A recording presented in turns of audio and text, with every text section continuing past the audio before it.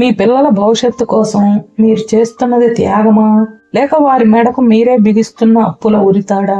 ఒక్క నిమిషం ఆగి ఆలోచించండి. మీరు లక్షలు అప్పు చేసి కొనిస్తున్న ఆ డిగ్రీ సర్టిఫికేట్ రేపు మీ బిడ్డకు అన్నం పెడుతుందా, లేక ఆ అప్పు తీర్చలేక ఉద్యోగం రాక వాడు కుమిలిపోతుంటే చూసి మీరు తట్టుకోగలరా?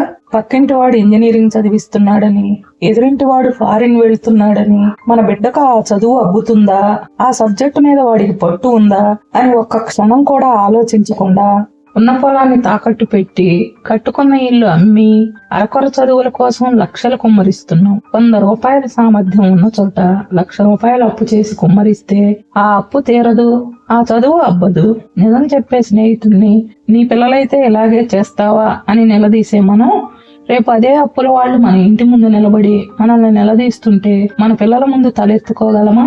చదువు బిడ్డల్ని ప్రయోజకులుగా చేయాలి కానీ తండ్రిని బిచ్చగాడిని, కొడుకుని అప్పుల బందీని చేయకూడదు. ఈ అగాధంలోకి మనం ఎందుకు వెళుతున్నాం? అసలు తప్పు ఎక్కడ జరుగుతోంది?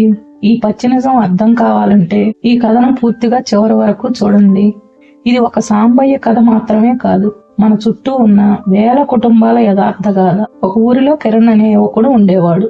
తండ్రి సాంబయ్య రెక్కల ముక్కలు చేసుకుని ఊరంతా అప్పులు చేసి కిరణ్ ను సిటీలో ఒక పెద్ద ఇంజనీరింగ్ కాలేజీలో చేర్పించాడు. కిరణ్ కు చదువు మీద కనీస అవగాహన లేదు. కేవలం కాలేజీకి వెళ్లి రావడం తప్ప సబ్జెక్టులన్నీ బ్యాక్లాగ్స్. ఎలాగోలా 4 ఏళ్ల తర్వాత ఒక అరకొర డిగ్రీ సర్టిఫికెట్ తో ఊరికి తిరిగి వచ్చాడు. సాంబయ్యకు అసలు విషయం అర్థం కాలేదు. తన కొడుకు పెద్ద చదువు చదివేశాడని, ఇక ఉద్యోగం రావడమే ఆలస్యమని నమ్మాడు. తన బంధువుల్లో స్నేహితుల్లో ఎవరెవరు సిటీల్లో ఉంటున్నారో అందరికీ ఫోన్ చేయడం మొదలు పెట్టాడు. ఆ రోజు సాంబయ్య తన బావమరిది వెంకటకు ఫోన్ చేశాడు. వెంకట ఒక సాఫ్ట్వేర్ కంపెనీలో మేనేజర్.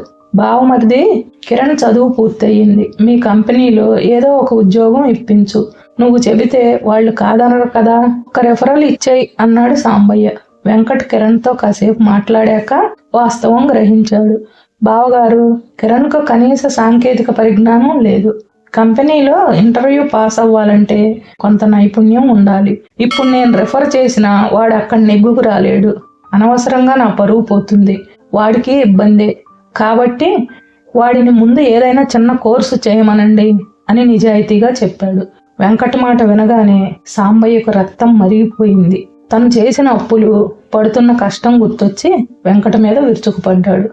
చూసారా, మేం బాగుపడటం వీళ్ళకి ఇష్టం లేదు, మేము ఎక్కడ ఎదిగిపోతామో అని వీళ్ళ కుళ్ళు. మా అబ్బాయి గొప్ప ఉద్యోగం చేస్తే వీళ్ళ పిల్లల కంటే పైన ఉంటాడని కడుపు మంట. సొంత వాళ్ళకి సహాయం చేయలేని వీళ్ళు ఎంత సంపాదిస్తే ఏం లాభం అంటూ బంధువులందరి దగ్గర వెంకట్ను తిట్టిపోశాడు. ఇక కేవలం వెంకట్ మాత్రమే కాదు, తన స్నేహితుడు చంద్రం అప్పులు చేసి చదివించక సాంబయ్య అని ముందు చెప్పినప్పుడు కూడా, నీ పిల్లలైతే ఇలాగే చేస్తావా, మా పిల్లలు కాబట్టి నీకు మా ఎదుగుదల మీద అసూయ అని ముఖం మీద కొట్టినట్టు చెప్పాడు. మెల్లమెల్లగా సాంబయ్య ప్రవర్తన చూసి బంధువులు స్నేహితులు దూరం అవడం మొదలు పెట్టారు. వీళ్ళకు మంచి చెబితే అపార్థం చేసుకుంటారు, అర్హత లేని ఉద్యోగాల కోసం మనల్ని ఇబ్బంది పెడతారు,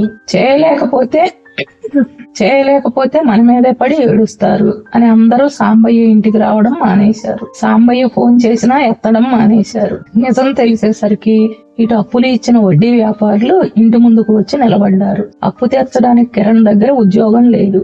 ఏ బంధువులనైతే తను తిట్టిపోశాడో వాళ్ళెవ్వరూ ఇప్పుడు సహాయం చేయడానికి ముందుకు రావడం లేదు. ఆఖరికి కిరణ్ కూడా తండ్రి మీద అసహనం పెంచుకున్నాడు. నాకు చదువు రాదని తెలిసి కూడా నీ గొంతెమ్మ కోరికల కోసం నన్ను బలవంతంగా చదివించావు, ఇప్పుడు నా జీవితం ఏంటి అని తండ్రిని ఎదురు ప్రశ్నించడం మొదలు పెట్టాడు. సాంబయ్యకు అప్పుడు బుద్ధి వచ్చింది. సమాజం కోసం చేసిన అప్పులు, అహంకారం కోసం కోల్పోయిన బంధుత్వాలు ఇప్పుడు తనని ఒంటరివాడిని చేశాయి. పిల్లల సామర్థ్యాన్ని బట్టి చదివించాలి. గొప్పలకు పోయి అప్పులు చేస్తే చివరికి ఆ బిడ్డ పరువు, మీ గౌరవం రెండూ గాలిలో కలిసిపోతాయి. ఎవరైనా సహాయం చేయలేకపోతున్నారంటే దానికి కారణం వారి అశక్తత కావచ్చు, లేదా మీ బిడ్డలోని లోపం కావచ్చు. దానిని కుళ్ళు లేదా అసూయ అని ముద్ర వేయడం మన మూర్ఖత్వం. ఉద్యోగం అనేది ప్రతిభతో వచ్చేది, కేవలం పరిచయాలతో వచ్చేది కాదు. బంధువులను ఇబ్బంది పెట్టి ఉద్యోగాలు అడగడం వల్ల సంబంధాలు దెబ్బతింటాయి తప్ప ఫలితం ఉండదు. మీరు అనుకోవచ్చు, తల్లిదండ్రుల తపన మీకు ఎలా తెలుస్తుంది? పిల్లల కోసం అప్పులు చేయక ఏం చేయాలి? రెక్కలు ముక్కలు చేసుకొని చదివించే తండ్రిని తప్పు పడతారా? సహాయం చేయని బంధువులదే తప్పు, అదృష్టం లేక ఉద్యోగం రాలేదు, అరకొర చదువు అని మా పిల్లల చదువును తక్కువ చేయకండి. ఈ రోజుల్లో టాలెంట్ ఉన్న ఉద్యోగాలు రావటం లేదు అని నిరుద్యోగాన్ని సాకుగా చూపించిన మా పిల్లల్ని మేము ఎలా చదివించుకోవాలో మాకు తెలుసు. మీ ఉచిత సలహాలు వద్దు అని మీరు అనుకున్నా ఇక్కడ తప్పు తండ్రి ప్రేమది కాదు, ప్రేమను దారి మళ్లించిన ఆడంబరానిది. తప్పు చేసి చదివించడం త్యాగం కావచ్చు, కానీ బిడ్డకు రాని చదువును బలవంతంగా రుద్ది ఉన్న ఆస్తులను పోగొట్టుకోవడం తెలివి తక్కువతనం. సహాయం చేయని బంధువుల మీద కోపం తెచ్చుకునే ముందు మన బిడ్డకు ఆ ఉద్యోగం చేసే అర్హత ఉందో లేదో మనమే ఆలోచించుకోవాలి. అప్పుల భారంతో కుంగిపోయే కంటే ఉన్నంతలో నచ్చిన పని నేర్చుకుని ఎదగడం గొప్ప కదా. నిజ జీవితం సినిమా కాదు, ఇక్కడ శుభం కార్డులుండవు. కాలం ఎవరి కోసం ఆగదు. సాంబయ్య చేసిన అప్పులు తీరలేదు సరికదా, వడ్డీలు పెరిగి అసలును మింగేశాయి. ఇల్లు వేలంకొచ్చింది. అప్పట్లో తను ఏ బంధువులనైతే మీకు కుళ్ళు అని తిట్టాడో వారెవ్వరూ ఇప్పుడు పలకరించే స్థితిలో కూడా లేరు. చదువు అబ్బక, నైపుణ్యం లేక, బయట చిన్న చిన్న పనులు కూడా చేయలేక కిరణ్ పూర్తిగా విరక్తి చెందాడు.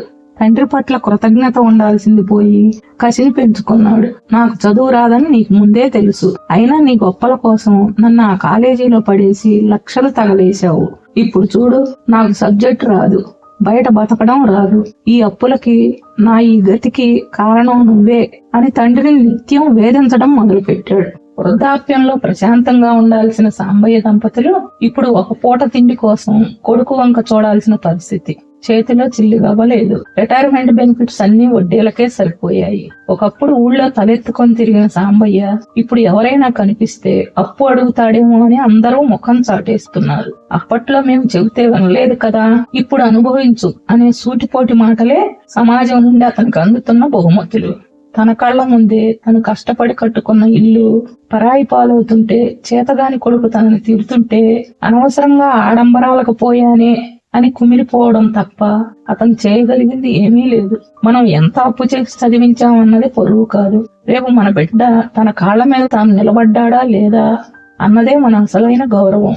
నిజం చెప్పేవాడే మిత్రుడు. మిమ్మల్ని పొగిడేవారు మిమ్మల్ని గోతిలో పడేస్తారు. మీ బిడ్డలోని లోపాన్ని ఎత్తి చూపే స్నేహితుడు లేదా బంధువు మీ శ్రేయోభిలాషాన్ని గుర్తించండి. సమాజం మెచ్చడం కోసం అప్పులు చేస్తే చివరికి ఆ సమాజం మనల్ని ఆదుకోదు సరికదా, వేలెత్తి చూపి నవ్వుకుంటుంది. చివర్లో ఒక పచ్చి నిజం ఏంటంటే, సినిమాల్లో చివర్లో కొడుకు మారిపోయి తండ్రి కాళ్ళు పట్టుకుంటాడు, కానీ నిజ జీవితంలో అది జరగదు. అప్పుల ఊబిలో కూరుకుపోయిన కుటుంబాల్లో అసహనం, కోపం, ద్వేషం మాత్రమే మిగులుతాయి. కన్నబిడ్డలే తల్లిదండ్రులను శత్రువుల్లా చూసే దుస్థితి వస్తుంది. కాబట్టి అప్పుల పాలు అయ్యే ముందే ఆలోచించండి. ఆడంబరాల కోసం బంధాలను, భవిష్యత్తును ఫణంగా పెట్టకండి. ఈ కథ గురించి మీ అభిప్రాయాన్ని కామెంట్లలో చెప్పండి. ఈ కథ మీకు నచ్చితే లైక్, షేర్, సబ్స్క్రైబ్ చేయండి.